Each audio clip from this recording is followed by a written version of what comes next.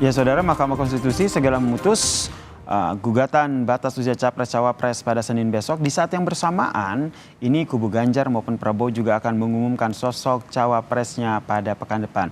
Betulkah sosok Cawapres, baik Prabowo dan juga Ganjar ini menanti putusan MK, lalu seberapa pengaruhnya putusan MK terhadap sosok Cawapres mereka? Kita bahas bersama dengan Direktur Eksekutif Poltreking yang telah bergabung bersama kami di Kompas Malam, Mas Hanta Yuda. Assalamualaikum, salam sehat Mas Hanta. Waalaikumsalam, salam sehat Yasir. Jadi baca pres Ganjar maupun Prabowo ini menentukan sosok cawapresnya ini menurut Anda bagaimana? Apakah benar menanti dulu putusan MK yang diketok palu Senin besok?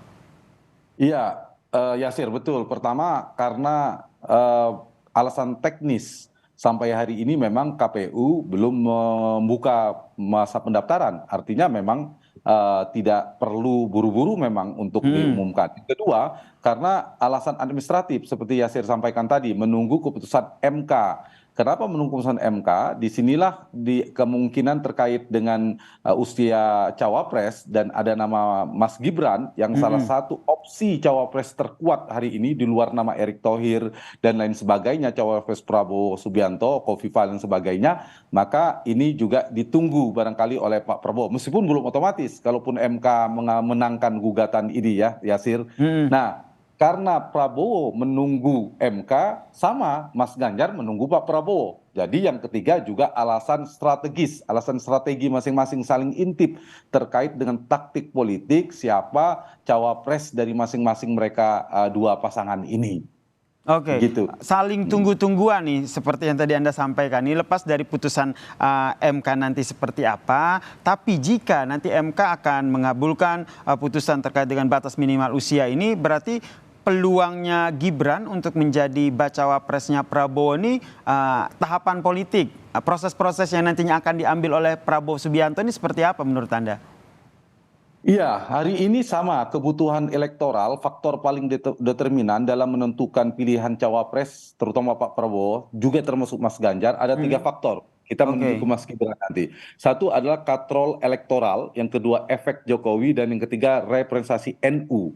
Nah, yang diperebutkan NU Jatim itu sekarang ini mulai tidak terlalu determinan. Mengapa? Kalau kita perhatikan di Jawa Timur, kedua cawapres ini relatif imbang kekuatannya. Itu satu. Yang kedua, dari sisi NU juga berarti berimbang dan tidak ada satu cawapres potensi elektabilitasnya menjulang sendiri misalnya 40% yang bisa mengatrol secara elektoral antara mereka. Jadi faktor NU tidak terlalu kuat lagi determinasinya termasuk kewilayahan sehingga efek atau faktor Jokowi menjadi penting untuk dikejar karena approval rating tingkat kepuasan tinggi.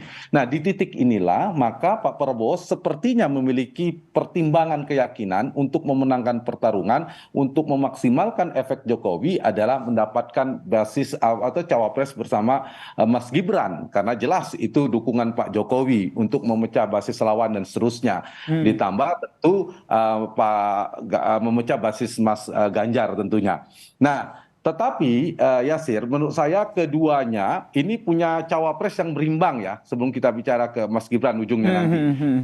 Satu, ada tiga strategi yang dipertimbangkan oleh dua capres ini. Satu ada memecah basis lawan kompetitor. Nah, alasan inilah Pak Prabowo kalau mengambil Mas Gibran itu memecah basis lawan. Jawa Tengah, basis PDIP, basisnya Pak Ganjar di Jawa Tengah akan pecah. Nah, untuk mengimbangi ini, PDIP juga punya nama dulu. Meskipun sekarang tidak terkuat lagi namanya, yaitu Ridwan Kamil. Kalau basisnya Ganjar di Jawa Tengah, basisnya Prabowo di Jawa Barat. Nah, itu sama kalau mau memecah basis Pak Prabowo, mereka akan mengambil di sana.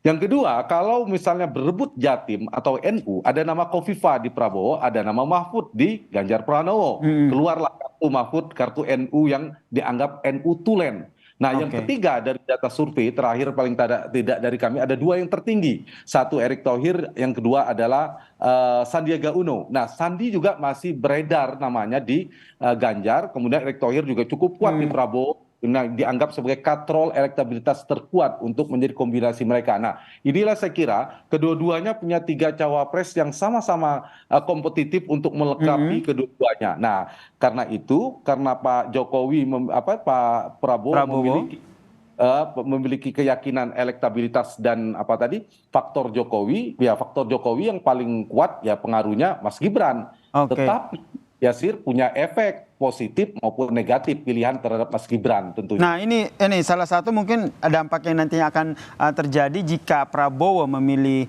Gibran dan Gibran setuju adalah respon dari PDIP sendiri. Nah ini Anda membacanya seperti apa?